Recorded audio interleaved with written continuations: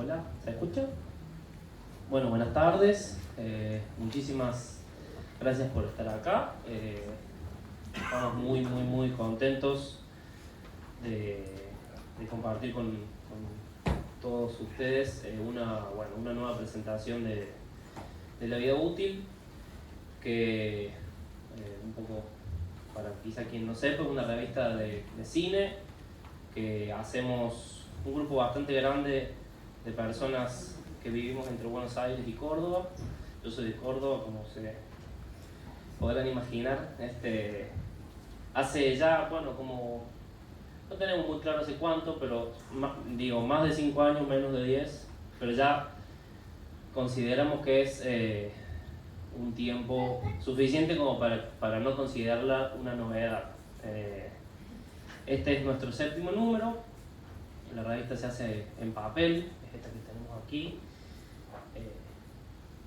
que está ilustrada por una foto que están viendo allá arriba, que me produce, esa foto tiene mucho que ver con, digamos, el corazón de este número, tiene mucho que ver con este lugar en el que estamos presentando la revista, porque esa es una foto. Recién alguien se acercó a la mesita y nos preguntaba si habíamos conseguido esa foto en internet,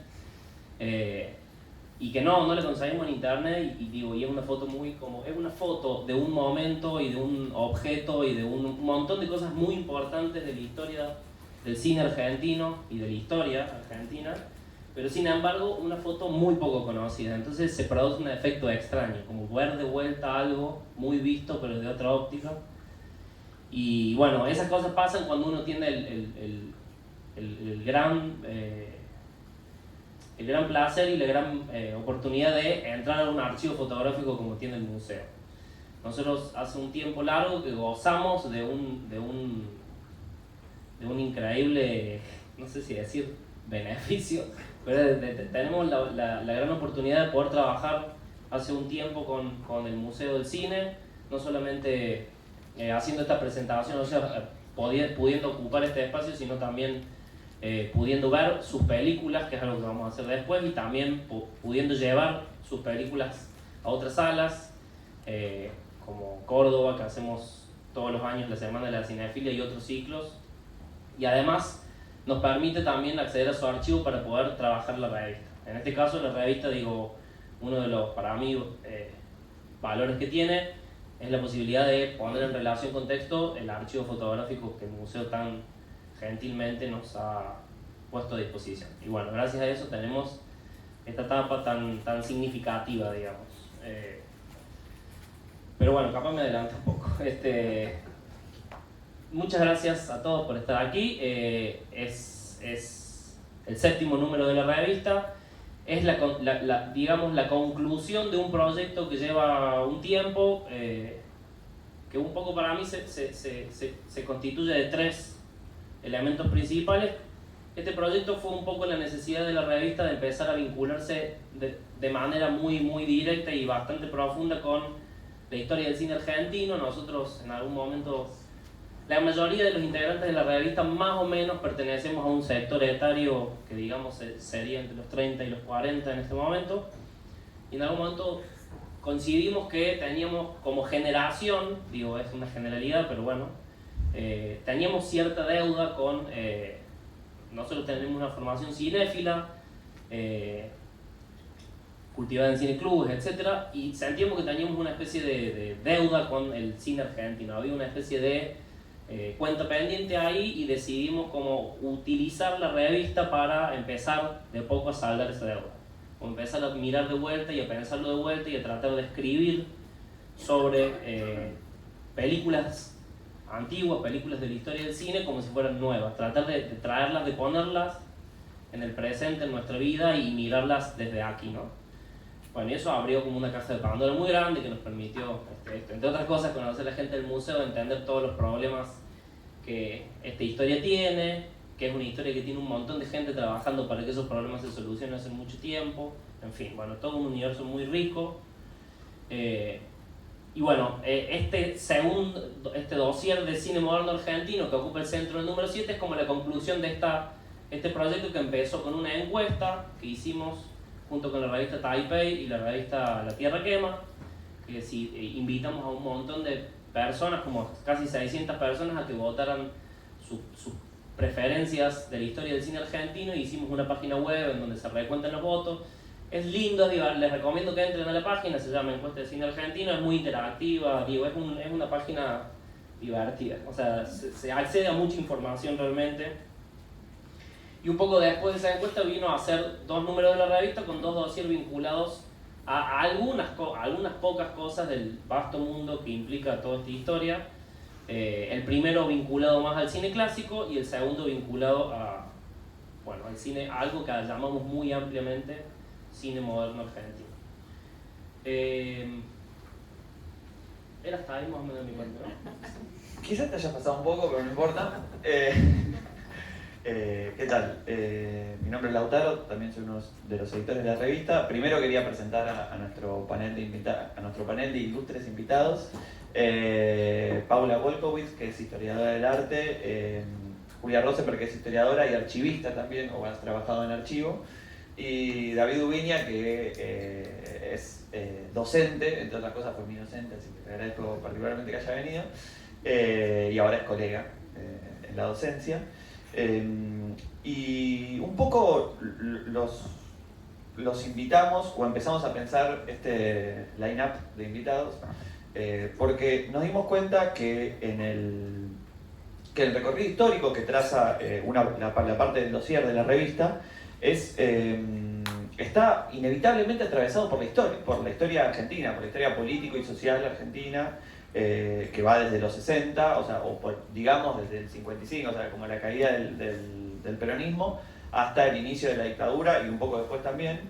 Y la verdad es que hablar de las películas y hablar de los cineastas y hablar de los grupos de cineastas y hablar de las tensiones estéticas que surgían dentro de la sociedad argentina de esa época, era inevitable que existiera una cruz ahí, era imposible hablar solo de películas, y somos una revista de cine, digamos, o sea, no podíamos no hacer eso, pero había algo que nos dimos cuenta que resultaba un poco insuficiente, ¿no? Entonces por eso empezamos a pensar en gente que estuviera más ligada no solamente a esta cosa más cinéfila como marcaba Ramiro, sino que pudiéramos hablar también de algo que a nosotros nos parece muy importante, que tiene que ver con cómo se va configurando el lugar del cine, cómo se va configurando el lugar de los cineastas en la vida social argentina, ¿no? Porque me parece que ha sufrido muchos cambios y que sigue sufriendo cambios y que de alguna manera nos puede ayudar a pensar incluso el presente y el futuro de estos temas, ¿no? Entonces, en ese sentido, empezamos a pensar algunas líneas como para charlar sobre eso con nuestros invitados, y sobre todo también para que, no digo correr el eje de la revista, como decíamos, como una especie de autocelebración de la salida del número, aunque la verdad es que queremos celebrar porque para nosotros fue un esfuerzo muy grande hacerlo, pero como queríamos un poco corrernos de hablar solo de la revista y como circular diversos temas que es lo que veníamos charlando. Estuvimos un poco acá pimponeando acerca de qué teníamos que charlar y cómo teníamos que empezar, y la verdad es que por suerte pareciera que son invitados un poco más recios, digamos, rebeldes, entonces como que quizás, y mejor, ¿no? O sea, como que quizás la charla no va a ser exactamente como la hayamos pensado, va a ser mejor. Así que eso, no sé si alguien quiere empezar hablando y dando el puntapié inicial y rompiendo el hielo. Bueno, ante todo, muchas gracias por la invitación. Está buenísimo, y me parece que está buenísimo también celebrar, aunque les dé pudor a los editores o los escritores, porque es muy difícil. Yo vengo también del mundo editorial y sé del trabajo que requiere una publicación en papel, y con todo el trabajo además que tiene la revista, que se nota por la cantidad de textos y porque se nota que hay una idea rectora y se nota que hay diálogo, porque es una revista que, si bien marca temporalmente y geográficamente, bueno, Argentina, cine argentino, 1960, 1990, que es el marco temporal que se propusieron, no es solamente, bueno, artículos aislados dentro de esas fechas. Me parece que, y eso lo estaríamos hablando antes de venir acá, hay ideas rectoras, hay puntos en común, hay un diálogo, hay conversaciones entre los textos, cosa que lo vuelve un dossier realmente, ¿no? Como no son artículos aislados. Y también quiere decir que se nota el trabajo que hay en la revista, no solo por la cantidad de artículos, el nivel también de rigurosidad con los que se accede al material, muchas veces material complicado también de conseguir y difícil, sino también por el diseño, la corrección. Se nota que son textos que están corregidos, que hay un laburo atrás. Así que bueno, sí, me parece que está bueno también marcarlo y celebrar que, digo, no son tantas las revistas de cine que se publican, y menos en papel, así que está buenísimo. Y bueno, nada, lo que yo quería comentar, que me parece como interesante de la revista, es que si bien trabaja un periodo que fue revisado, digo, los años 60 es un periodo que fue revisado por la historia del cine, siempre más o menos son los mismos nombres o son las mismas películas, o hay como un canon como bastante marcado, y la revista todo el tiempo lo que hace es como ir por fuera, digamos, de ese canon, o cuestionándolo, o en los márgenes, o incluso hablando de esas películas, pero desde otro lugar, ¿no? Pienso, por ejemplo, en los artículos sobre las actrices, ¿no? Cómo ver, por ejemplo, cómo pensar la generación del 60 a partir de las actrices en las que actúan, ¿no? Y también por ahí películas o directores emblemáticos, digamos, de nuestra cinematografía, como Fernando Birri, y salir, por ejemplo, de los lugares por ahí más transitados, como podía ser, bueno, la Escuela de Cine de Santa Fe, o las primeras películas de corte más social, ¿no? A películas como muy, muy distintas, lo que suponía que es el cine de Birri como Org, ¿no? Que es una película sumamente experimental y que yo no la vi, pero digo, leyéndola me resuena mucho más a las películas más experimentales de Narcisa Hirsch, por ejemplo, que también hay un artículo en la revista, que al propio Birri, ¿no? Entonces me parece que lo que el dossier propone justamente es cuestionarnos y no dar por sentado nada dentro de la historia del cine argentino, ¿no? Que todavía hay mucho por descubrir, hay muchas zonas oscuras, ¿no? Hay muchos fantasmas, como se menciona a lo largo de todo el dossier, ¿no? Lleno de espectros, de fantasmas, de huellas.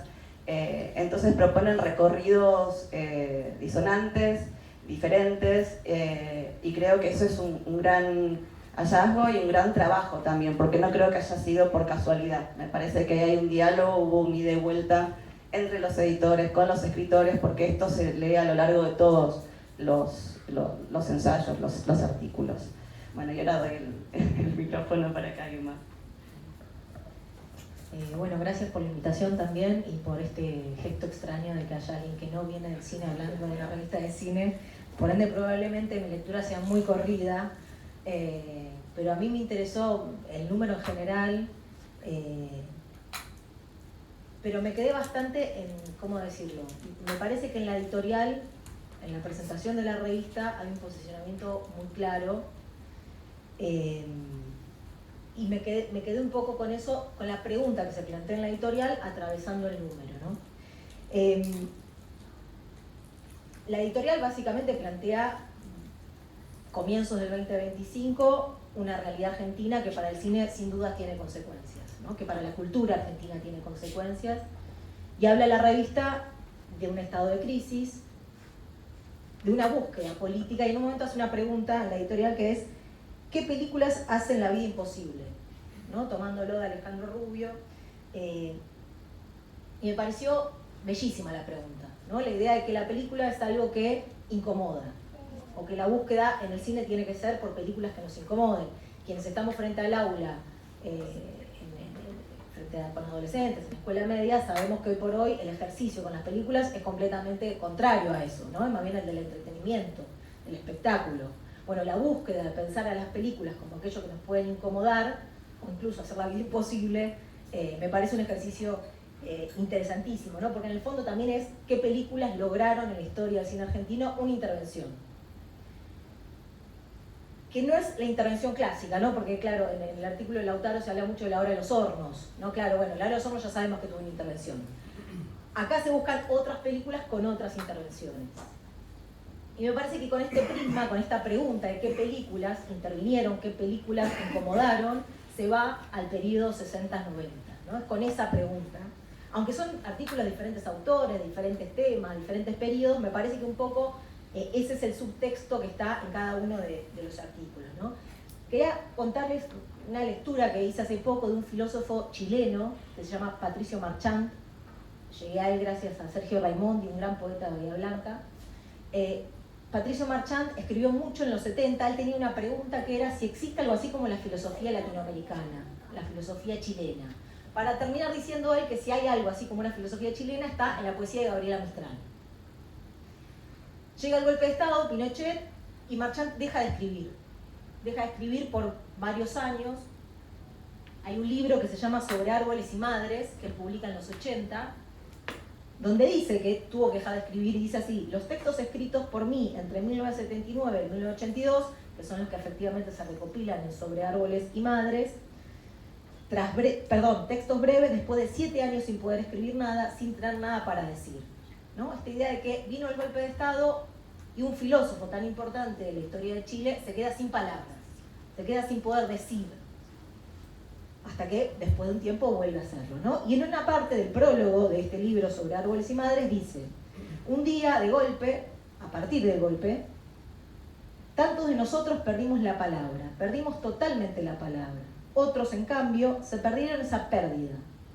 Pudieron seguir hablando, escribiendo y sin cambio de contenido, sin embargo, ningún cambio de ritmo en su hablar, en su escritura. Destino, esa pérdida total, fue nuestra única posibilidad, nuestra única oportunidad. ¿Por qué me interesa esto de Patricio Marchand? Esta idea de que en la derrota hay una oportunidad. Uno podría decir, esto ya dijo los Simpsons, ¿no? Opportune crisis. Pero más allá de eso, la idea de que la derrota puede ser un momento para volver a pensar todo. Ni siquiera puede ser, debería serlo, ¿no? La derrota es un momento político también, que tiene tareas políticas, que es hacerse de nuevo preguntas, o volver a la historia y mirarlas con otras preguntas, ¿no? Mirarlas de otra manera. Me parece que esta revista un poco se está proponiendo eso, en un momento de derrota como el que estamos viviendo en este presente tan catastrófico, está volviéndose a la historia del cine para mirar otras cosas, para encontrar otras cosas. Por eso va a zonas no cómodas, ¿no? Zonas no cómodas, y mira películas, busca películas que en su época produjeron cierto extrañamiento, que eran contraclimáticas, Juan como si nada hubiera sucedido. No es una película de la primavera democrática, mucho optimismo, postdictadura, y sin embargo la película me parece que va a tener recién una visibilidad, una audibilidad 20 años después. Bueno, trabaja con ese tipo de películas, ¿no? Con las películas que desentonan en su propia época.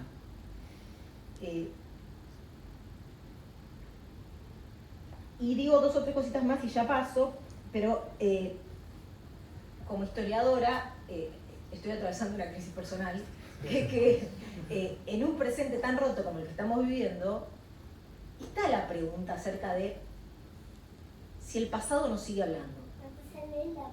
No me sale la palabra. Si el pasado nos sigue hablando, ¿no? O si hay algo del pasado que ya está gastado. ¿Qué pasado nos podría ayudar ahora en este presente? No quiero decir, durante el kirchnerismo, era más claro que el pasado tenía una vida útil, que íbamos a la verdulería y se estaba discutiendo algo, ¿no? De los 70. Me parece que hoy está menos claro eso, y me parece que la revista tiene un profundo optimismo respecto de ese vínculo con el pasado, ¿no? Lejos de mi crisis, la revista la leí y me quedé optimista, bajo esta idea de que efectivamente el pasado del cine, por lo menos, tiene algo para decirnos. Incluso en un momento se dice, me marqué las citas, este dossier está articulado sobre recuerdos del porvenir, ¿no? Y después en otro momento dice cápsulas de historia que están bajo la necesidad de crear un futuro posible. La idea de que esta búsqueda en películas del pasado nos puede ayudar, nos tiene que ayudar a pensar un futuro.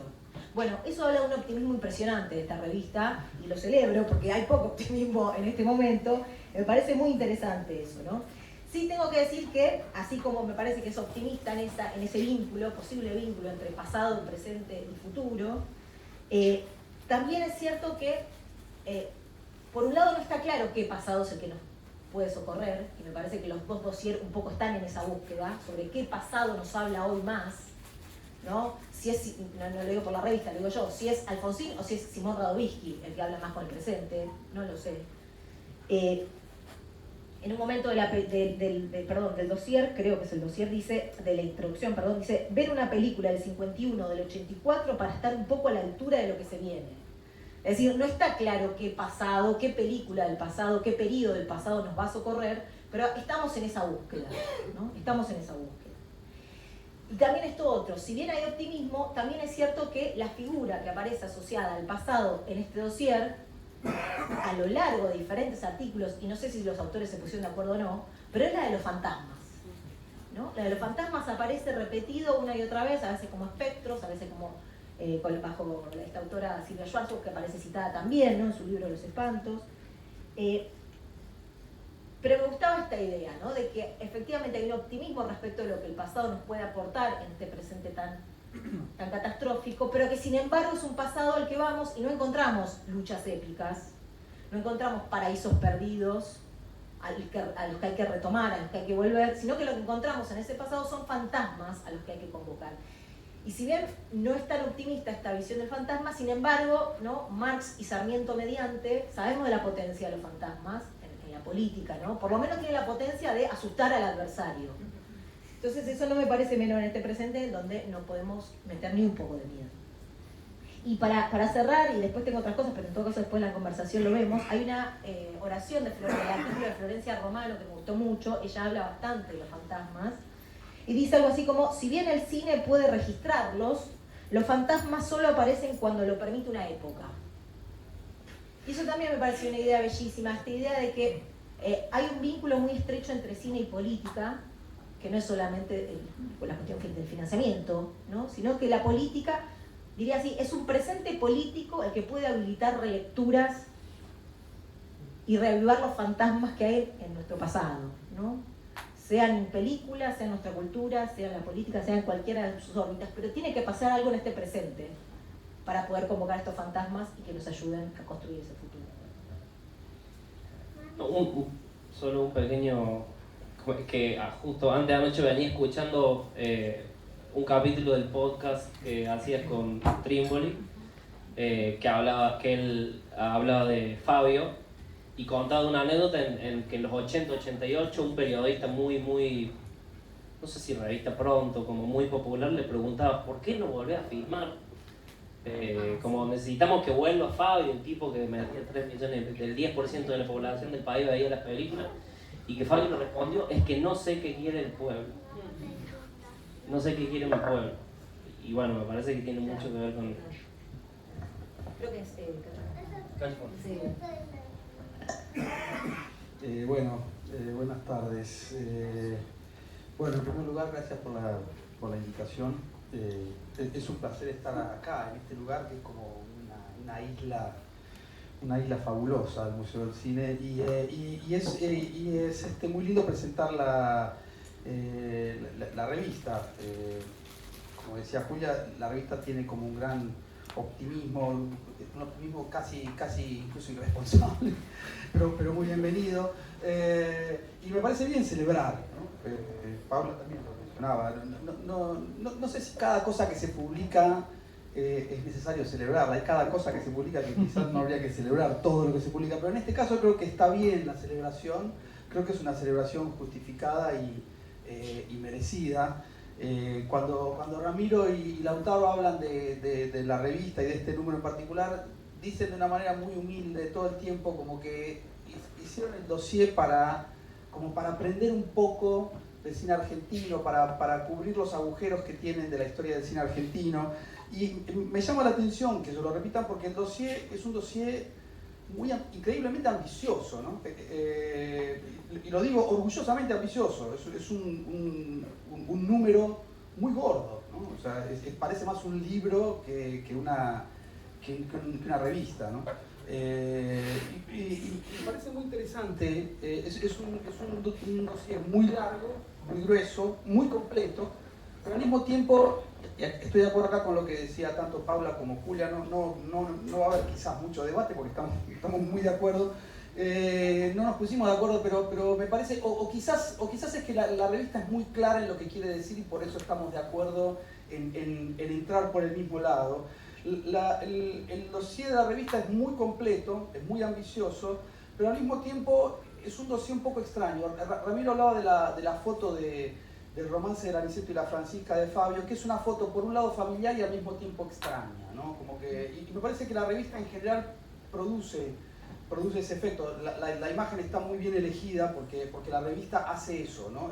Uno puede seguir la historia del cine argentino de los 60 a los 90, pero al mismo tiempo no es la historia que uno ha leído. Es como si la revista se ocupara de tomar esas películas que suelen estar un poco como en el borde, ¿no? No aparecen tantos nombres, no aparecen tantos de los nombres habitualmente importantes, o aparecen un poco de manera lateral, ¿no? Uno podría preguntarle a Ramiro, como le preguntaban a Fabio, bueno, ¿y dónde está Fabio, no? Bueno, pero en realidad Fabio y Torre Nilsson, y Lucrecia Martel están en la revista, pero es interesante que la revista se ocupe de hacer esa historia, pero haciendo un recorrido un poco extrañado, ¿no? un poco descentrado, ¿no? Me gusta ese recorrido un poco descentrado. Hay una cosa que dice Nicolás Zuckerfeld en el texto que él escribe sobre Kosarinski, donde lo que plantea es que en realidad la película que él hizo, No hay 36 maneras de mostrar cómo un hombre se sube a un caballo, en realidad surge de una cita que hace Kosarinski, y que él no puede verificar, y le pregunta a Kosarinski, y Kosarinski nunca le responde. Y uno podría decir, bueno, gracias a que no le respondió existe la película. Quizás si Kosarinski le hubiera respondido, se hubiera sacado la duda muy rápidamente y no hubiera existido la película. De modo tal que a veces esa carencia, esa falta, ese agujero es productivo, ¿no? Es decir, la película existe gracias a que Kosarinski no le responde el mail. Y no solamente no le responde el mail, después de terminada la película, Zuckerberg se lo encuentra varias veces a Kosarinski y evita, por timidez o quizás porque intuye algo, evita preguntarle a Kosarinski si recibió el mail, qué opinaba él de eso y qué sé yo, y dice esto, a veces es mejor traducir el silencio y encontrar el triunfo en los pequeños fracasos, ¿no? Me hacía acordar al final de la película de Agnès Varda, Visage Village, que ella lo va a visitar a Godard y Godard la deja plantada, ¿no? Ella llega hasta la casa, anuncia que lo va a ir a ver a Godard, y cuando llega Godard no está y le dejó una nota con un recuerdo muy afectuoso de Jacques Demy y no está. Y Agnès Varda se pone a llorar. Entonces yo pensaba dos cosas. Una, que Godard es un cretino, ¿no? O sea, es un mal tipo. Pero la segunda cosa es que es un gran cineasta, porque en cierto sentido le regala el mejor final a la película, ¿no? O sea, Godard le está haciendo el final a la película de Agnès Varda, ¿no? O sea, si Godard estuviera, ella llegaría, lo entrevistaría, charlarían, hablarían del pasado, qué sé yo. Bueno, nada. De esta manera la película tiene un final genial que Godard se lo deja servido, ¿no? Y me parece que el problema del cine argentino en general, pero quizás el cine argentino sobre todo, pienso en el cine argentino de los 80, los que padecimos el cine argentino de los 80, es un cine que siempre trata de dar respuestas, ¿no? Me parece que el cine argentino es como, o era, un cine demasiado urgido por dar respuestas, ¿no? Y por eso todas esas películas eran películas muy sermoneadas, películas que bajaban línea, películas donde en realidad los personajes no decían lo que podían decir, sino lo que el cineasta necesitaba que dijeran para bajar su mensaje, etcétera, etcétera. Y me parece que en ese sentido el cine moderno que elige la vida útil es un cine moderno que va por otro lado, ¿no? Es un cine moderno de películas que justamente no tratan de dar respuestas, sino que más bien tratan de prolongar los interrogantes o de darle otra entidad u otra calidad a los interrogantes sobre las películas. El texto de Pablo Marín sobre la película de Birri, que mencionaba Paula, la película de Birri Or, es notable porque Pablo Marín hace un texto prácticamente con preguntas, ¿no? Estoy exagerando un poco, pero solo un poco. Digo, todo el texto de Pablo Marín consiste más bien en hacerse preguntas sobre esa película, ¿no? Las preguntas que se hace un espectador sorprendido, ¿no? esto es cine, esto es una película, cómo hay que verlo, es solamente un gesto, cómo se mira una película, etcétera, etcétera, ¿no? Como si el texto, en lugar de tratar de explicar qué es la película de David Rie, en todo caso la explica a partir de una serie de interrogantes de un espectador sorprendido. Y en ese sentido me parece que todo el dossier es muy interesante, el recorrido. Supongo que ahora podemos conversar sobre eso, pero para plantear cuál es mi lectura de ese dossier, cuál es el recorrido que yo hice. El dossier me resulta muy interesante porque, de nuevo, ¿no? Anuncia cine argentino 60-90, ¿no? Es decir, vamos a hacer un recorrido de los 60 a los 90, el cine moderno, ¿no? Pero como decía antes, ese cine moderno que elige no es el cine que uno habitualmente le viene de primera a la mente cuando piensa en el cine moderno argentino. Y por otra parte, lo que se dice sobre ese cine no es lo que se dice habitualmente, son más bien preguntas, interrogantes. El dossier empieza, por supuesto, con la generación del 60, pero entra por un lado raro la generación del 60, entra por las actrices, ¿no? por Elsa Daniel. El texto de Lucía Salas es un texto sobre María Banner y sobre Elsa Daniel, ¿no? como dos figuras de mujer muy diferentes que atraviesan la cinematografía de la generación del 60. De modo tal que está la generación del 60, pero está desde una mirada un poco rara, ¿no?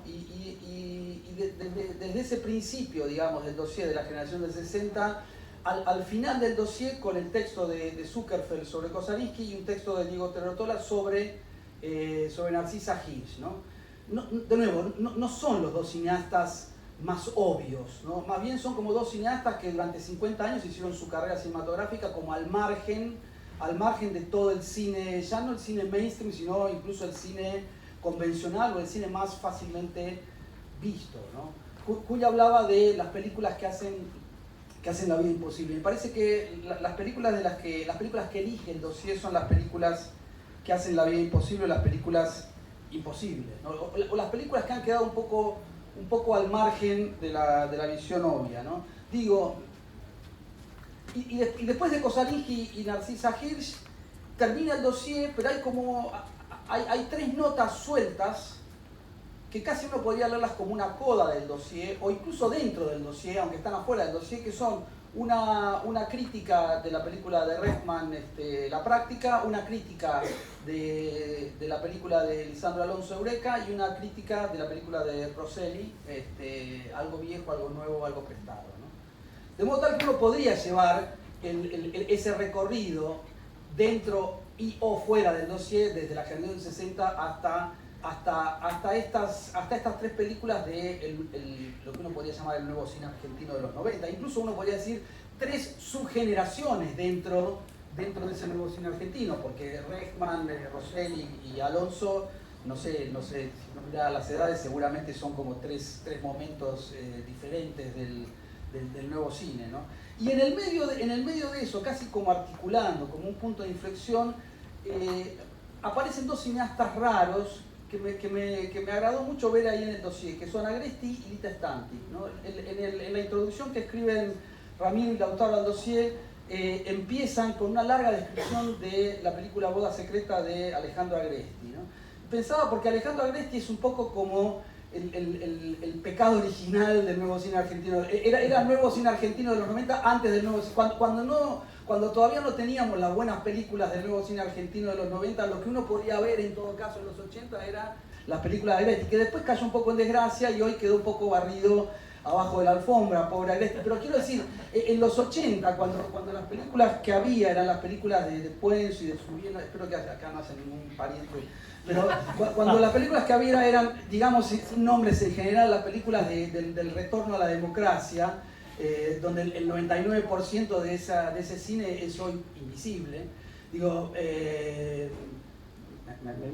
me acuerdo, no quiero hablar, me vienen los títulos de las películas, me voy a enterrar. Pero digo, en el medio del cine argentino de los 80, Agresti era como una especie de punk neocine en el cine de los 80, ¿no? Digo, era realmente el nuevo cine argentino antes del nuevo cine argentino, era el nuevo cine argentino antes de Pizza Birrafaso, antes de Rapado de Reichman, que realmente cuando cayeron ahí fueron como un ovni, ¿no? Pero las películas de Agresti eran películas que en cierto sentido, cuando uno las mira hoy, quizás estéticamente no son tan ajenas a la estética de los 80, pero que sí tenían un modo de producción que ya era el del cine de los 90, ¿no? Recuerdo a Agresti diciendo, pidiendo dinero para hacer una película, y le daban dinero para hacer una película, y entonces Agresti en vez de hacer una película hacía 3 en un año, como Fassbinder, ¿no? Entonces hacía 3 películas, ¿no? Por el precio de una, ¿no?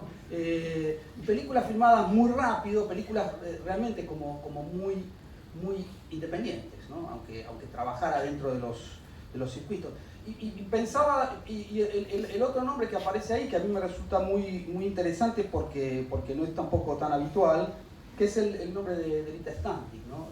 que hace a comienzos de los 90 su única película que ella dirige, Un muro de silencio. Pero digo Lita Stantic que es como una especie de bisagra, en un sentido diferente al de Agresti, entre el cine de los 80, de los 70, 80 y de los 90, ¿no? Es una bisagra en otro sentido, porque Lita Stantic, que es la productora de gran parte de las películas de los 80, es también después la productora de muchas películas del nuevo cine, ¿no? Entonces, y sobre todo esa película Un muro de silencio, que fue también una película que de alguna manera hacía imposible la vida, ¿no? En el sentido de que era una película que fue muy incómoda en su momento, cayó muy mal, no sé si los que vieron recuerdan, supongo que no estoy spoileando nada, si digo, en el final cuando la mujer que había sido secuestrada y luego fue liberada y lleva a su hija a ver creo que recordar que es la ESMA, ¿no? Van a la ESMA. La chica le pregunta, pero ¿y la gente no sabía lo que pasaba acá en la época de la dictadura? Y la madre le dice, todos sabían, ¿no? Y mientras la chica mira a cámara, es decir, nos mira a nosotros, a todos los que estamos viendo la película, que creíamos que no sabíamos y que quizás sí sabíamos. Digo, una película que todos sabían, digo, los que sabían también eran la mujer, la madre adoptiva de la historia oficial, ¿no? Sabía. Y cuando uno ve la historia oficial se da cuenta de que esa mujer no trataba de no saber, pero sabía, ¿no? Me parece que en ese sentido la película Stantic es una película muy molesta, muy incómoda de ver, y de hecho la vieron muy poco, porque era una película que caía muy mala, y cuando todo el mundo quería, ya hicimos 50 películas sobre la dictadura en 5 años, ya terminamos, ya entendimos todo, no hay nada más que ver.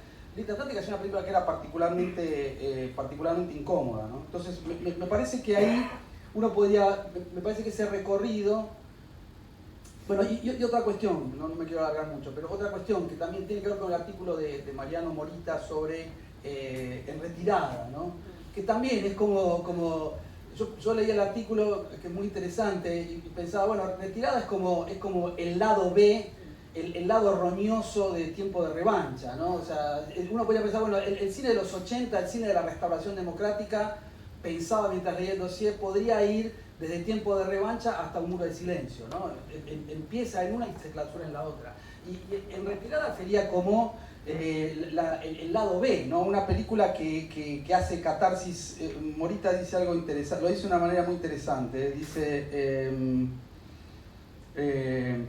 el aspecto más rico de la película es su dimensión más podrida de lo estético, ¿no? Me interesó el artículo porque yo tenía bastante desprecio por la película de Sanso, y el artículo la revaloriza desde un lado interesante, ¿no? Es como si la película realmente, en lugar de tratar de hablar sobre eso, la película se vuelve eso, ¿no? Se vuelve eso, ¿no? Es una película podrida, ¿no? Y en ese sentido digo, todo lo épico y lo heroico que tiene Tiempo de revancha, que son casi, debe tener 3 o 4 años de diferencia, ¿no?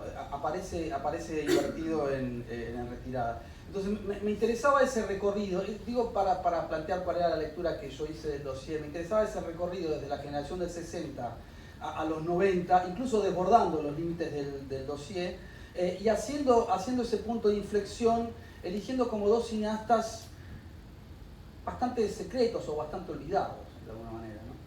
Como Lita Stantic y Agresti. Bueno, no sé si... Volviendo un poco a lo que decía Julia y a lo que repuso David, esta idea de las películas que hacen la vida imposible, siento que esa definición siempre está en constante cambio. Cambia a lo largo de la historia, porque obviamente la vida cambia, las condiciones de vida y las condiciones incluso de posibles futuros imaginables, digamos, van cambiando. Y creo que esa definición de película que hace la vida imposible siempre varía. Y siempre varía también en relación a los cineastas, varía en relación a la recepción del público, porque como decía David, el público cambia y hay un momento en el que quiere ver películas sobre la dictadura y hay un momento en el que ya quiere dejar de ver películas sobre la dictadura. O durante la dictadura quiere ver películas que no tienen nada que ver con la dictadura.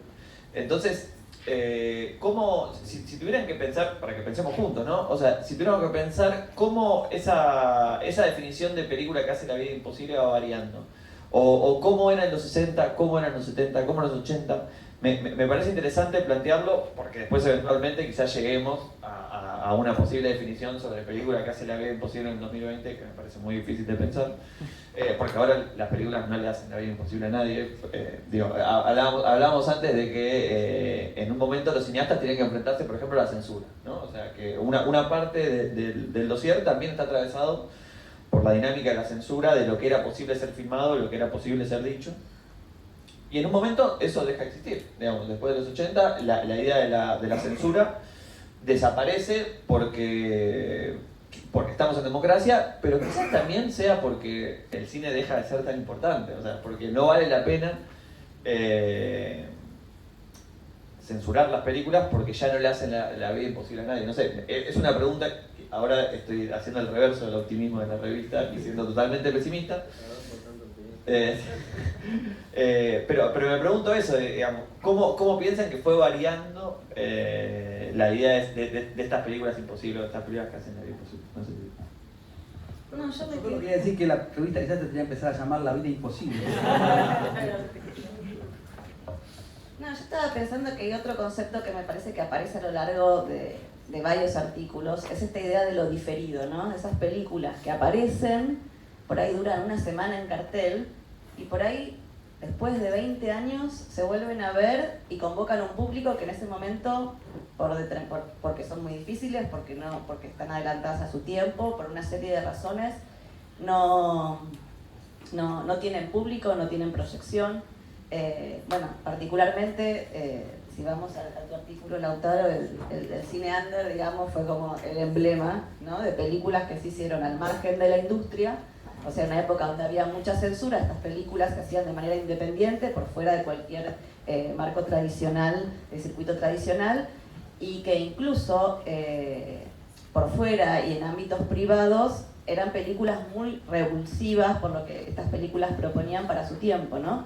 Y que por ahí estas películas son rescatadas 20, 30 años después, pero con la paradoja de que la revulsividad y lo complicado que tenían esas películas se pierde. O sea, son películas que logran ser vistas más como documento que como por ahí el afán político y revulsivo, ¿no?, que tenía y que expulsaba de alguna manera al espectador. Entonces, y veo que no solo pasa en el cine under, sino también en varias otras películas, ¿no?, que por ahí logran estrenarse, por ahí incluso sin problemas de censura, pero que no tienen público, y que ese público por ahí aparece, no sé, 20, 30 años después, con algo que, como bien decía uno de los artículos, es el fantasma de que la posibilidad de ser visto cuando efectivamente es el momento, ¿no? Así que bueno, algo de eso. Mamá no quiere decir nada. No sin palabras.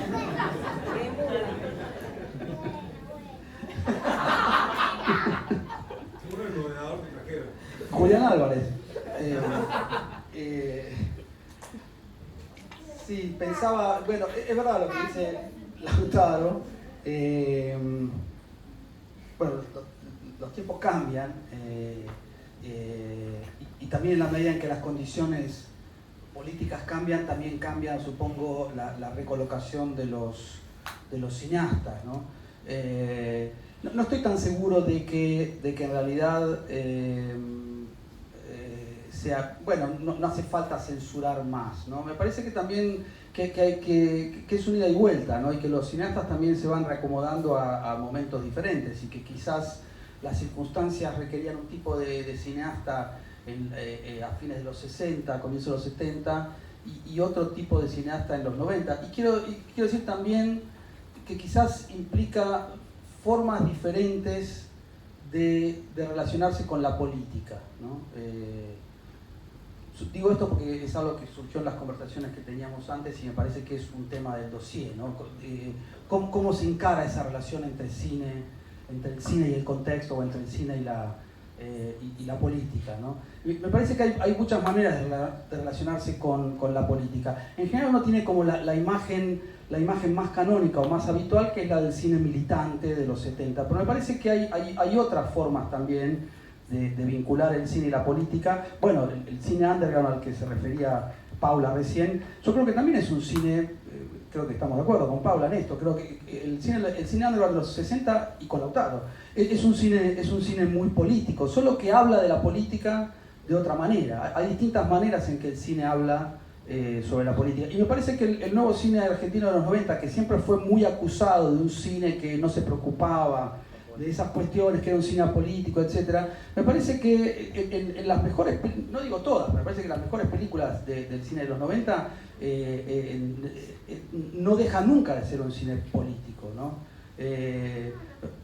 Roland Barthes decía sobre el realismo, decía, bueno, todos los escritores podrían decir que son realistas. El tema es cómo lo son, o sea, el tema es cómo cada uno establece esa relación con el mundo real, ¿no? Y pensaba también, perdonen las citas, pero soy profesor, pensaba también una cosa que a mí siempre me interesa mucho, que dice Jacques Rancière sobre... Jacques Rancière escribe un artículo muy interesante sobre los poetas obreros en el momento de la comuna de París, en el siglo XIX, ¿no?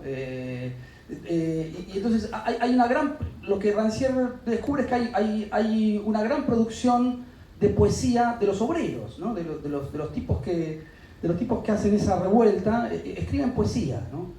Y Rancière encuentra, me parece, una coartada muy interesante para pensar políticamente esos textos, que no pasa ni por lo temático, si esas poesías hablan de la revolución o no, si esa poesía es una poesía clasista o no, o por la calidad, ¿no?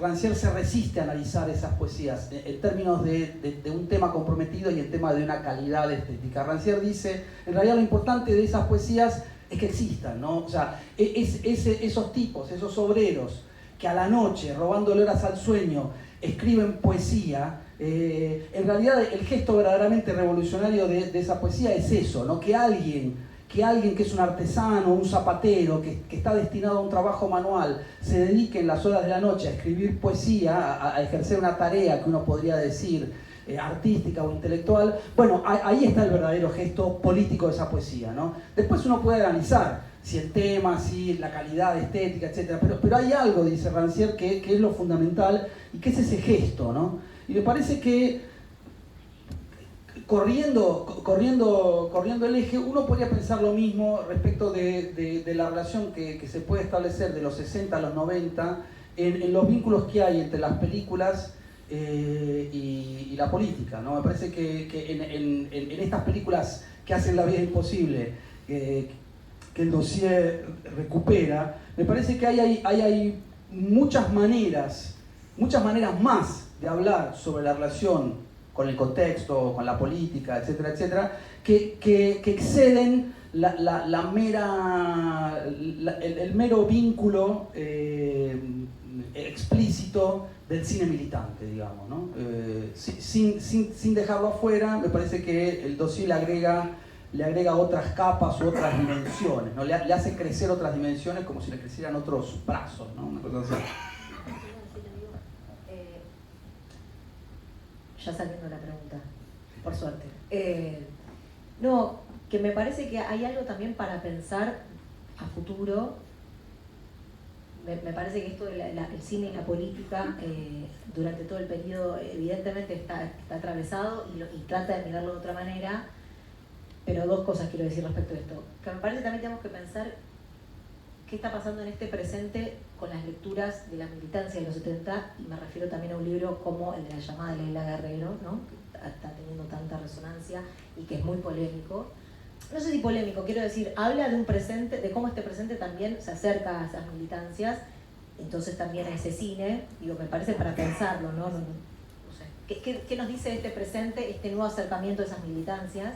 Por un lado, y por otro lado, que en el artículo de Lautaro, donde se trabaja con el cine underground, se cita a Sebastián Carasay y su libro Los 70 en la gente común, que también es un libro bastante, que da para discutir, digamos, bajo esta idea de la gente común, ¿no? Es decir, aquellos no politizados, que serían el grueso de la población, serían la gente común, ¿no? O sea, un militante no es común, no es gente común, es otra cosa. Que en algún punto, si uno tira demasiado de la piola, podría llegar a parecer algo de la teoría de los demonios en algún punto, ¿no? Esa idea de una sociedad civil que no tiene nada que ver con la política. Me parece que el propio artículo de Lautaro que cita a Carasay, por esto que decía antes David, está discutiendo con esa idea, ¿no? Porque este cine que se supone no político, en verdad se lo trata de mirar justamente de otra manera, con lo cual me parece que también hay una discusión sobre la clase media en el dossier, ¿no? Me parece que está de alguna manera pensándose también como subtexto, entre líneas y demás, a la clase media.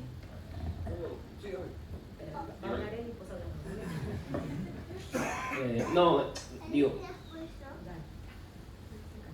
bueno, voy a tratar de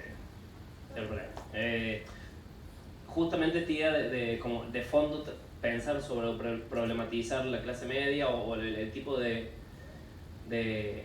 retrato sobre el cual operamos, digamos, porque cuando nosotros hacemos la raíz, digo, hoy por hoy, que el mundo del cine independiente, llamémosla, es un mundo que está tan taxonomizado y tan, es como parece una piedra que se la lustró tanto y se la lustró tanto que ya no le hace, viste, ya no raspa. Y nosotros que desde la revista lo que tratamos de hacer es, bueno, que tenemos una firme convicción de que hay una fuente inagotable de riqueza, de placer en la vida en contacto con esos objetos. Cómo hacer para que esa fuente inagotable de placeres no sea una propiedad exclusiva de los habitantes selectos de un club dentro de la bocha sumamente pulida. Y me parece que en ese sentido hay un pensamiento y una discusión y una gran pregunta sin respuesta sobre cómo entendemos a la clase media. Y la idea de lo común para mí, no como la gente común es la gente que no tiene pensamiento político, la gente común es la que no le interesa la cultura. La idea de lo común como una vida en común. O sea, algo que podamos hacer, algo que sea naturalmente, no naturalmente, de base, propiedad o derecho de todos, en realidad. O sea, cómo podemos hacer desde la revista para que todos tengamos la oportunidad de disfrutar del cine argentino. Porque, digo, el gran problema, yo creo que cuando nosotros somos tan autorreferenciales a la hora de explicar por qué romper esta gran barrera de ignorancia, etcétera, etcétera, la parte más genuina de ese un poco truco retórico tiene que ver con realmente descubrirte que te estás perdiendo de algo que es muy, muy placentero, digo, que literalmente te mejora la vida. Como es la música, como es, pero no en términos de profesionalización dentro del mundo del arte, sino en términos de un poco, creo que lo que planteaba, o lo que yo me imagino que puede llegar a plantear Rancière en relación a los poetas obreros.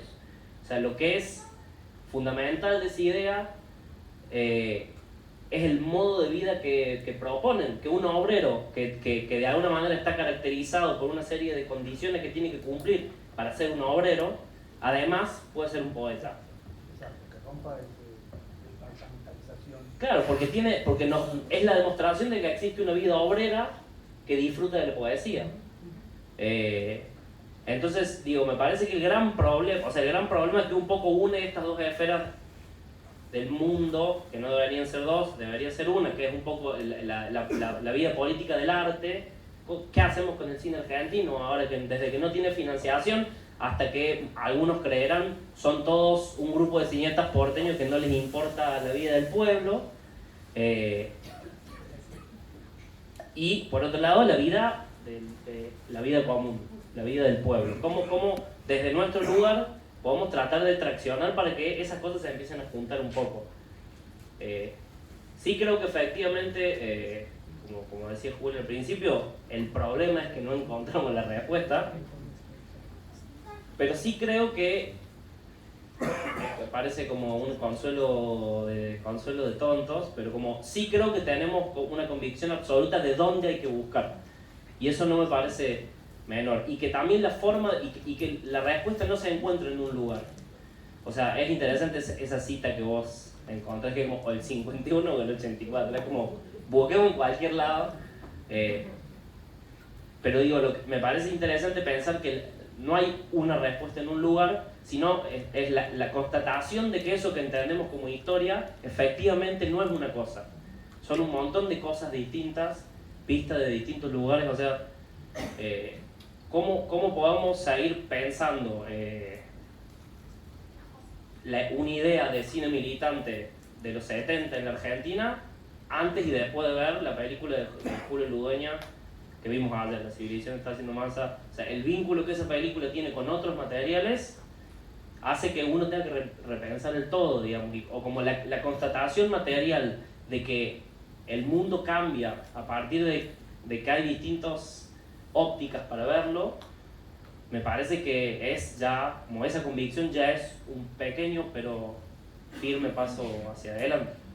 Yo no creo tener una respuesta, pero sí considero que hay como...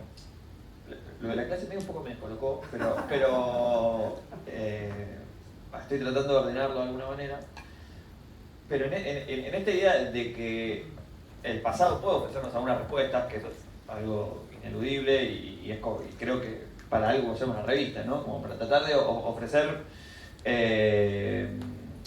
respuestas que quizás otras personas pensaron en el pasado a nuevas preguntas. O sea, hay un corrimiento que tiene que ver con que quizás el mundo del cine sí ha cambiado mucho en el presente, pero quizás las condiciones de distribución que existían en los 70, que eran películas clandestinas, que se proyectaban en garajes, que se proyectaban en universidades, que se proyectaban no en los grandes, no en las cadenas de distribución, digamos, de lo que era el cine popular de ese momento, sino que había un grupo de personas, que bueno, por eso también quise escribir el texto, porque es lo que me interesaba.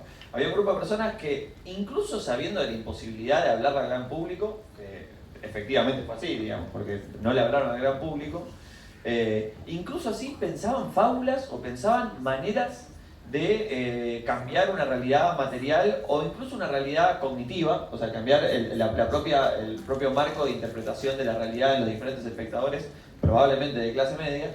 De hecho en una de las películas que hay un personaje que se llama Clase Media, que tiene una relación lésbica con un personaje que se llama USA.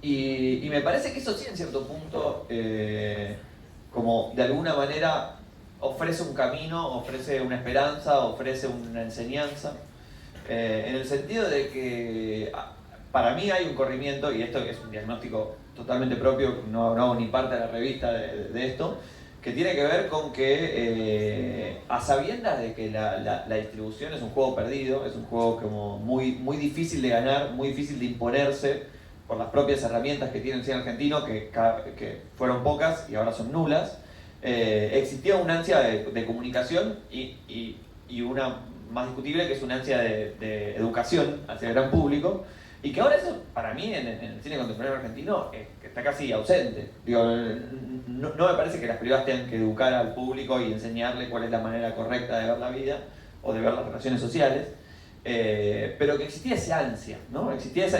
ansia en el sentido de como una especie de escozor, o como una especie de ansiedad por contar algo, por tratar de ofrecer un marco cognitivo, un marco conceptual, y ahora eso lo veo más corrido. Por eso a mí me interesaba tanto plantear la figura de los cineastas a lo largo del tiempo, ¿no?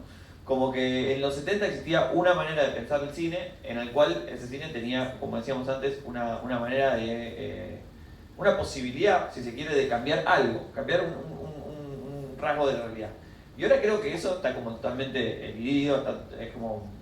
soy muy pesimista en eso, pero me parece que si la revista tiene la capacidad de hacer algo, o me gustaría que tenga eso, es como, bueno, mostrar diferentes, es como un catálogo de diferentes maneras de relacionarse con el público, o relacionarse con la clase media, ¿no? O sea, son diferentes estrategias que fueron tomando los cineastas a lo largo del tiempo, de diferentes maneras, para entrar en comunicación, para entrar en, como decía, en lo común, casi te diría en el sentido común. Bueno, me fui de mano. Pero no sé si quiere seguir por donde dejé o si empaltané la conversación. El empantanaste. Che, ¿alguien quiere...? Si no, yo creo que podríamos abrir un poco... Bueno, la idea es que charlemos un poco. El que quiera hacer un comentario o hacer una pregunta, levanta la mano. Y es chiquito el lugar, así que nos escuchamos. ¿Lucio? Bueno, pensar un ratito y después faltan todo.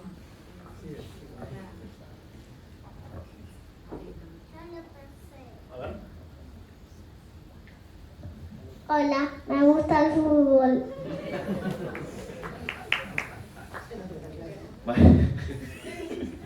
¿Alguna pregunta? No sean tímidos.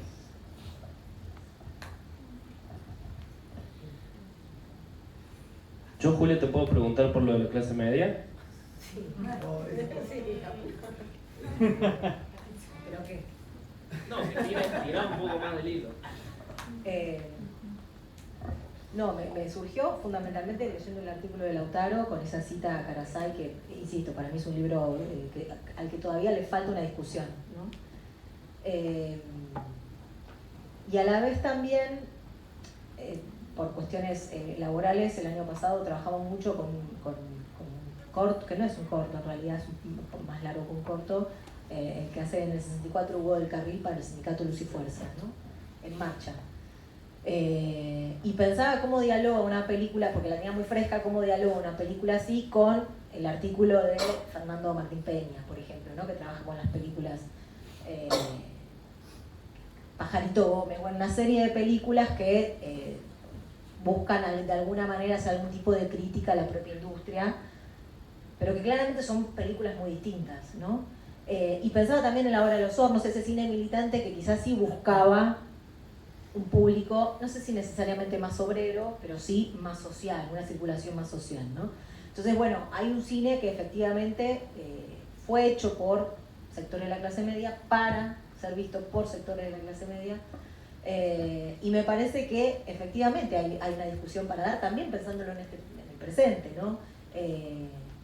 Alperindongui siempre tenía una idea muy maligna, muy malvada, como todo lo que pensaba él, que por eso tan interesante también, que decía que la clase media argentina es una clase media muy volátil, políticamente, ¿no? Y que además después decía algo así como que había habido una entrevista de la revista, una encuesta de la revista Crisis, creo que era la Crisis, año 71, sobre la violencia armada, ¿no? La lucha armada, y que los signos de aprobación eran altísimos, y que la misma encuesta se hacía a los 5 años y que había habido como un cambio en la opinión pública muy rápido, muy contundente.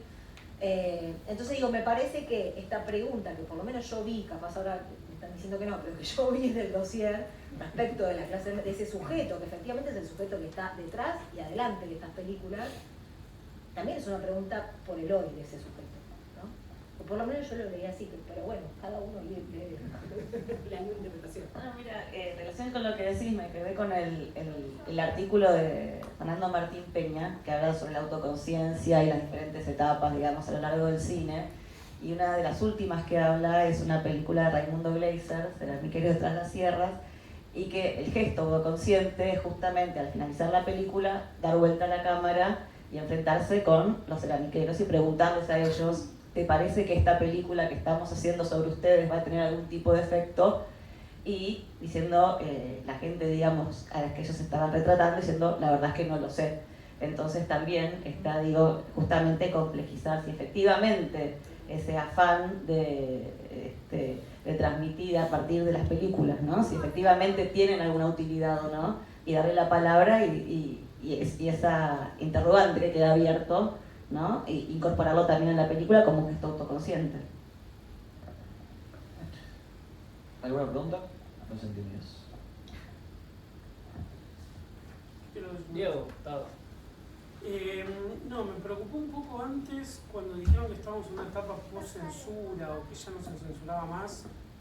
Me hizo mucho ruido eso porque me parece que estamos en una época de la democracia de mayor censura todavía y sobre todo sobre el cine. Toda la presión que hay sobre el cine. Bueno, el año pasado se denunció concretamente que Goyo fue a un centro cultural nacional y le dijeron que había unas reglas de películas que podían aceptar, de tipo no, ciertas temáticas no, por ejemplo diversidad sexual, películas con Larry Espósito no, etcétera, etcétera. O sea que hay una censura comprobada y eficiente hoy en día. Todo lo que se está haciendo con el Festival de Cine Mar del Plata para mí es censura, y los criterios de programación que están expresando los dos directores tiene que ver con una lógica de censura. Todo lo que se hace en el Inca y lo que se está haciendo ahora con Cinear también me parece que tiene que ver con una censura muy vigente en el cine argentino. Y por otro lado, es una cosa de la que no se habla y que el año pasado volvió a estar medio en discusión, pero nadie la discutió, es que todavía tenemos una película de Jorge Polaco que nunca se dio en Argentina completa.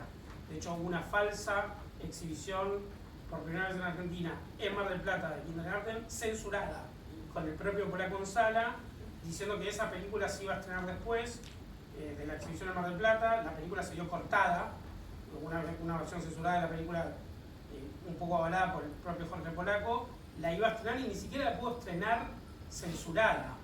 O sea, y esto lo voy a decir ahora, no me cargo yo, el que está atrás de la censura de la película es Arturo Puig, que hizo sacar escenas de la película. Después María Onis hizo una película sobre Polaco y en un momento hay un cartel donde dice, por diferentes presiones no podemos mostrar ciertas escenas, que se dio el año pasado en el Bafisi. Digo, hay una censura vigente de una película argentina.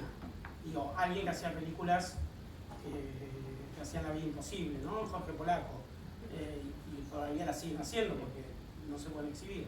Digo, me parece que la censura todavía sigue en el argentino y ahora está más presente que los últimos 20 años, después de la censura de Jorge Polaco. Entonces hay algo que también sigue ahí vigente.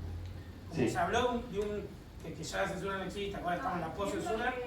Entiendo que el autor se refería concretamente, que supiste que quedó claro, a la censura legal, digamos, que había un aparato de censura formal. Ah, no Y entendí lo eso. que tenemos hoy es una censura informal, que no se presenta como censura, sino Sí, modos de estar entiendo. que tiene criterios que no son transparentes porque es eso, que a no le gusta la Espósito, la Espósito la censurada. Me parece que él se refería, porque dijo algo de los 80, al momento en el que termina la existencia del ente de calificación y la censura formal, que es contra la que peleaban claramente. Me parece porque en el contexto vos estabas hablando de los Sí, puede ser. 60, Sí. ¿no? Entiendo la diferencia, igual. No, Igual hay gente que dice que sí, siguió habiendo otra censura. Sí. Es un tema... No, pero por eso, una cosa es la ley. No, pero desde el Inca incluso. También es la autocensura, porque uno también para dejar de hacer ciertas cosas porque no las puede financiar, porque no las puede financiar. Esa censura que menciona existe de otras maneras. Claro, sí. No, perdón, que quizás se malinterpretó, digo, lo que decís, Diego, que no te veo, pero o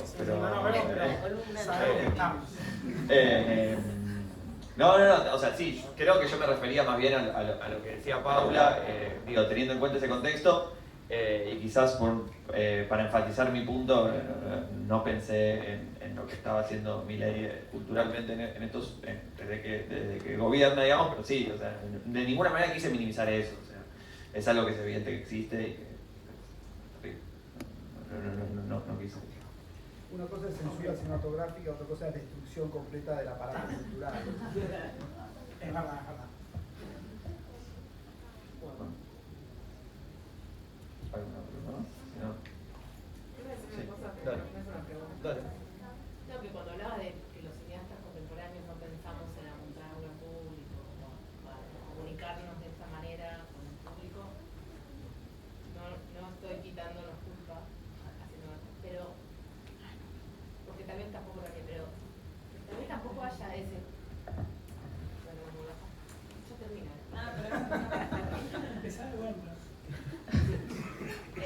No, que vos mencionaste que los cineastas contemporáneos no teníamos ese afán de comunicación, no sé, como esa ansia de comunicarnos con ese gran público, que puede ser cierto.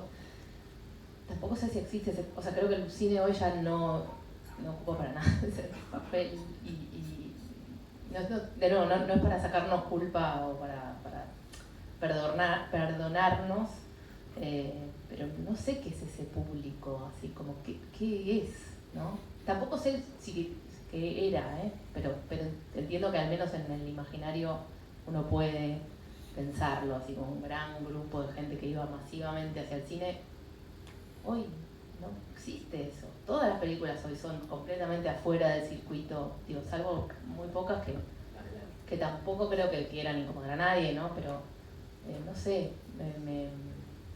de nuevo, capaz si existiera esa masa de gente yendo al cine, tampoco, digo, también habría un montón de cineastas no queriendo comunicarse concretamente con ellos, pero no sé, no era ninguna pregunta, solo que me pregunto si existe ese público y si el cine es el que se comunica con ellos de alguna manera, y me suena como que no, ya. Yo creo que sí. O sea, creo que el público está, la gente está, la gente sigue teniendo necesidad de relacionar su vida con la ficción de alguna manera. O sea, ese público que antes era el gran público que ocupaba todas las salas de 1500 espectadores de la calle Corrientes o Olmos en Córdoba, ahora ve series como Dementes en su casa, y tienen un vínculo muy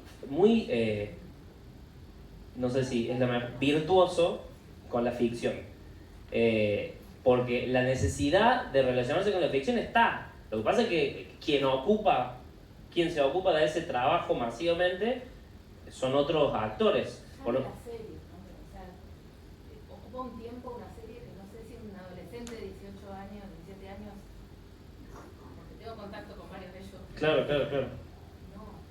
Mucho tiempo. No sé igual, si eso cambia algo. O sea, yo creo que por un lado hay que hacer yo creo que hay que pensar, hay que hacer una sociología del público en estos términos, porque está bien, los jóvenes, ponerles que ya es una cuestión mucho más inmediata, bla, bla, bla, pero todavía hay mucha gente grande en el mundo,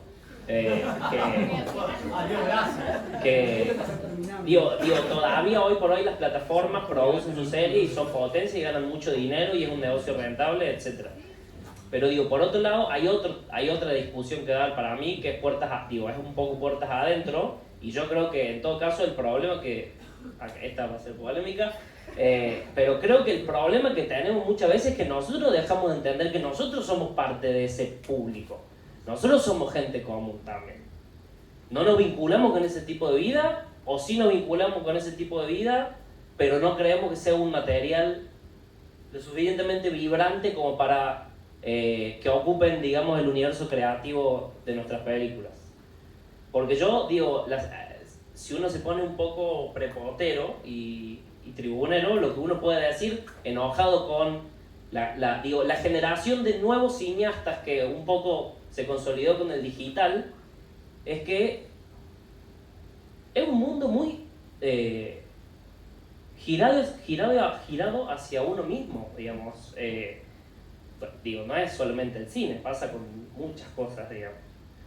Pero hay algo de que el cine contemporáneo, muy chiquito sobre todo, que tiene que ver con la forma en que se puede hacer. Antes muchos de nosotros no podríamos haber hecho películas, pero el tipo de películas que hacemos, lo que termina como registrando un poco, es un giro hacia el interior, como hacia uno mismo, hacia una cierta individualidad, que para mí muestra un poco que quizás ya no nos sentimos tan parte del público, de la vida común, digamos. O sea, No sé por qué una cosa implicaría la otra. no, yo tampoco, no digo que sea necesariamente así, digo que un poco es así por lo que se ve en las películas. Estoy haciendo una generalización, obviamente, ¿no? Pero cuando uno hace el ingrato trabajo o no tan ingrato, no sé por qué es ingrato, pero cuando uno hace el trabajo de ver convocatorias de festivales de cine, yo trabajé en el Festival de Mar del Plata hasta el año pasado viendo la convocatoria. Y el último año que yo trabajé llegaron 600 cortos argentinos, en un año. O sea, para tener dimensión también el deseo y la necesidad de hacer películas que hay en este país.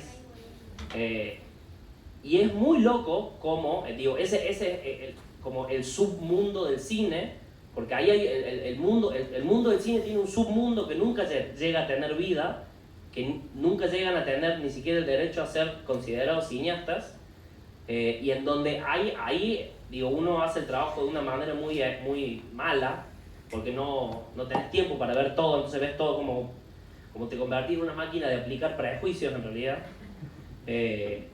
Y es muy para mí notable, o sea, se cristaliza de manera muy evidente como ciertas nociones o concepciones de la vida pública. Y para mí hay algo muy patente en cómo hemos perdido como interés en lo importante que es para nosotros la vida pública, el espacio público, la vida en comunidad, las instituciones, etc. Parezco un candidato del Partido Socialista, pero... No, perdón, en relación a esto que mencionaba, me obsesiona bastante y estoy tratando de hacer esta sociología. A ver, también hay una pregunta que nos tenemos que hacer nosotros, si es que esto, que sea masivo esto, verdaderamente nos interesa a nosotros que exista. Digo, porque es un estudio que lo hice con números, aunque sea en la Ciudad de Buenos Aires. En la Ciudad de Buenos Aires vos agarras todas las instituciones educativas que tienen que ver con el audiovisual y contás la cantidad de egresados en los últimos 5 años, más la cantidad de alumnos que tienen, o sea, sin contar los profesionales que supuestamente dicen que les interesa el cine en la Ciudad de Buenos Aires, si esas personas van una vez por semana a una sala alternativa a ver una película, no hay problema en público. O sea, el problema ahí es como cuando dicen, no, ¿cómo puede ser que seamos el país exportador de grano y que acá haya gente que se esté muriendo? Bueno, acá es lo mismo.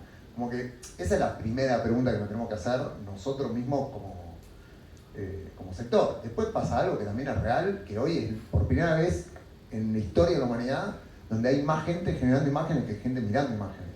O sea, es algo que también, digo, porque acá estamos todo el tiempo hablando de comunidad, pero después, o sea, no nos autoabastecemos, digo, de vuelta, es una mirada por ahí muy porteña de la Ciudad de Buenos Aires, pero digo, acá, que es un problema, digo, sumado a eso, yo también sí creo que está cambiando, digo, porque durante mucho tiempo se perdió la función social del cine.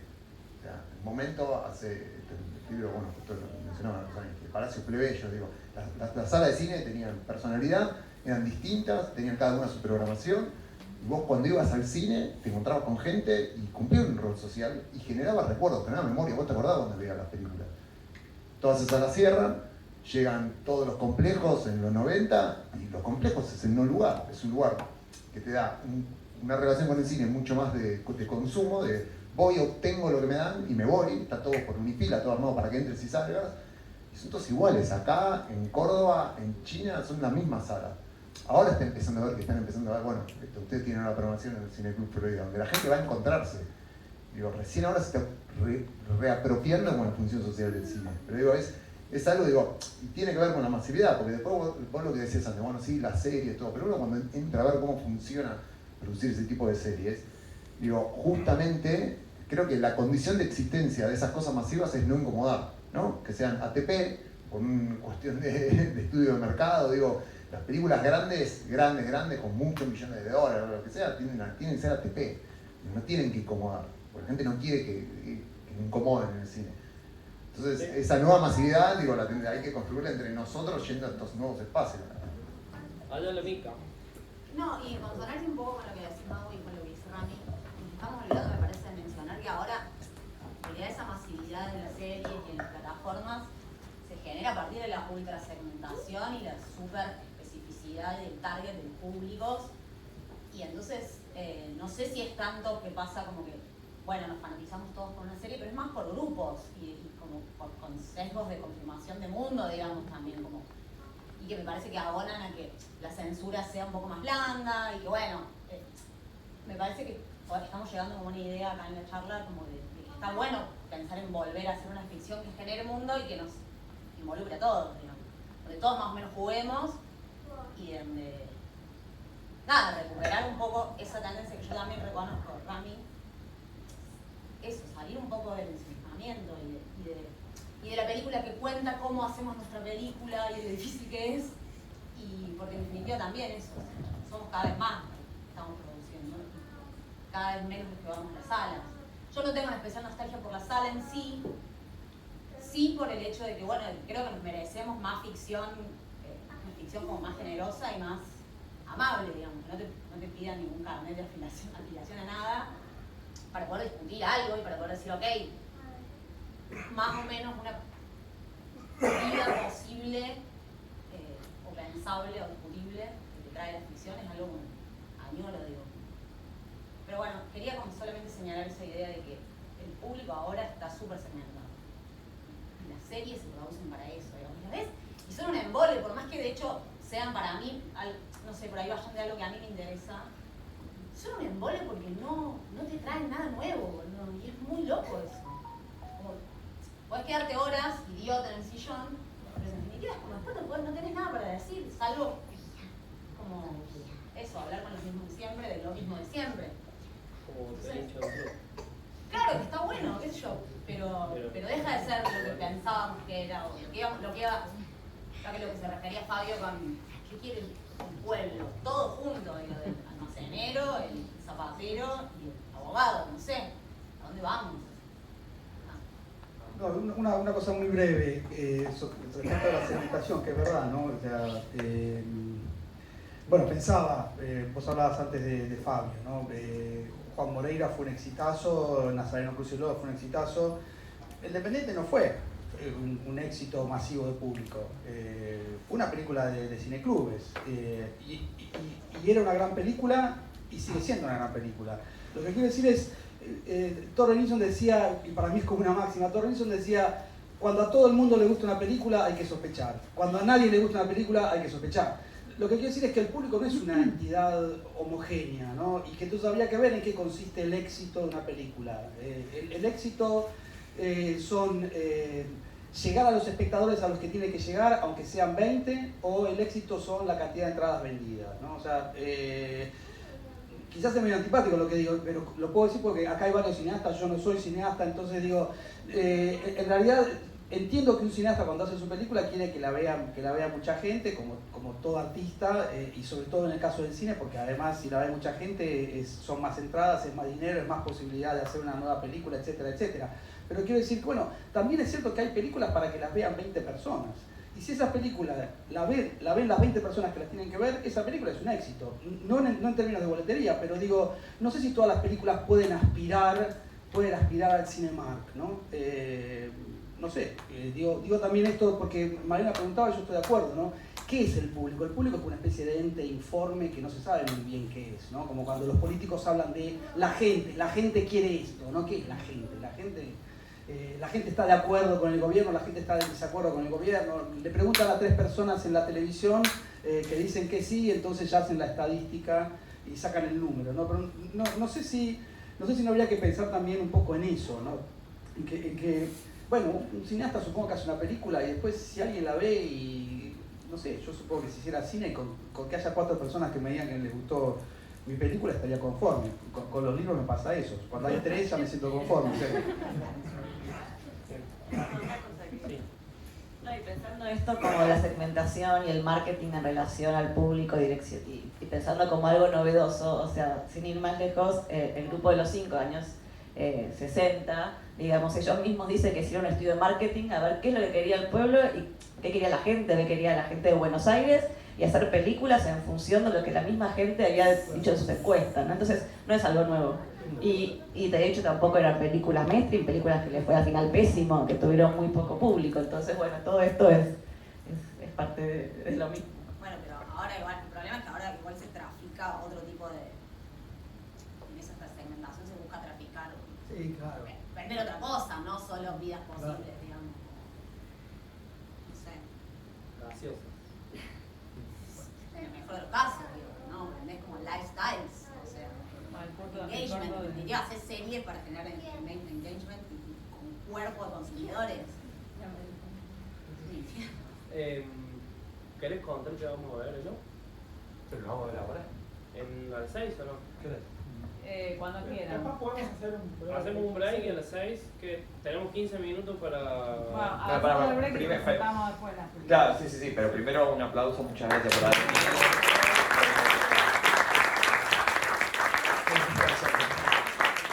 Muchas gracias.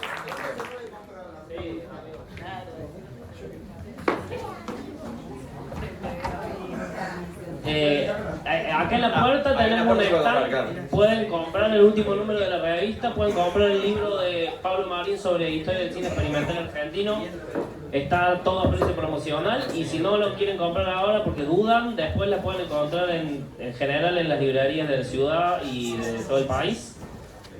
Pueden visitar nuestra página web, La Vida Útil, donde tenemos notas exclusivas. Y también, ¿qué más les podemos vender? El 14 de mayo hacemos un pequeño festival de cine en la ciudad de Córdoba, que es muy bueno, que se llama la Semana de la Cinefilia, que pueden ir. Mañana capaz que pasamos la delita en el cine. Estamos esperando que nos aprueben. Y bueno, decirle que... Después de la marcha, el Cineclub Florida, Muro de Silencio, mucho que ver con la revista, el Cineclub Florida. Sí, pero bueno. Parece que sí. Estaba pensando.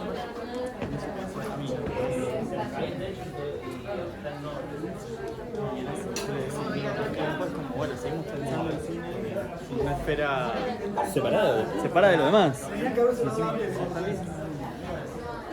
Bueno, muchas gracias.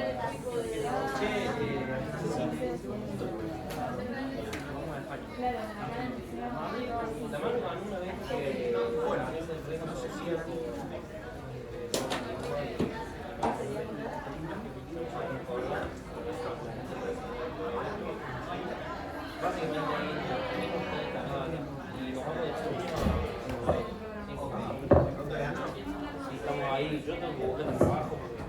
Hola. No sé de qué. Bueno, ahora Hasta la... Dale, gracias. ¿Por qué no?